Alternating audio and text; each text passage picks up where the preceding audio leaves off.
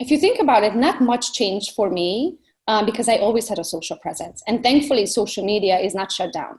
Like New York, for example, they can't cold call, not until the month of September. So if your business and you're in New York and your business was cold calling from 8 to noon every single day, now what you're going to do? Oh, I didn't know that. So you cannot cold call in New York? Because they have some really hefty fines. Don't quote me on it exactly, but they cannot cold call until September or something. Okay. Yeah, so many things we cannot do. So I'm in the state of Michigan. Here, as for real estate transactions, we are not considered essential, meaning we can do whatever we can virtually.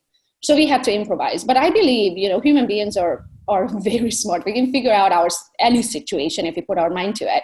So what we have been doing is still listing properties. We're still selling them. Some of them we're selling 3 times, but we're selling them because we'll sell it and then the buyer loses their job. And then we sell it again. And then the buyer walks away based on inspection. And then we sell it again. And so we are working 3 times as hard as usual, but we are able to sell them. So on the listing side, what we have to improvise is we have to do virtual listing presentation. So what my listing presentation is, even though I know I got the job, I still have to explain the process to the sellers, or what that's going to be like, what kind of documents they're going to get from me. Is there anything that we are excluding? That kind of stuff. So we'll still have a virtual presentation.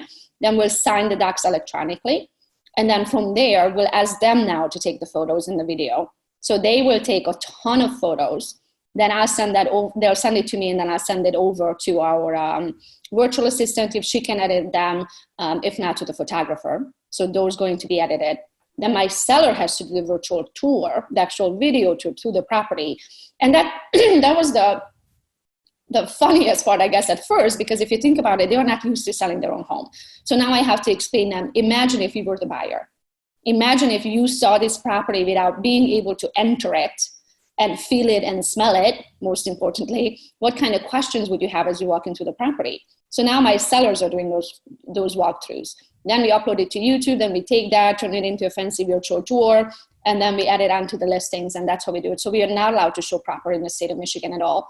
We're actually not even allowed to leave our home, even if you have a second home. You can be on the road in between 2 properties, not even if you own them. So we are really limited of what we can do, but the buyer can, if seller and inspector allows, attend the home inspection. And that's when they get to see the property that they already have an accepted offer on. Wow. So for your virtual listing presentations, what are your tools of choice? Just a Zoom.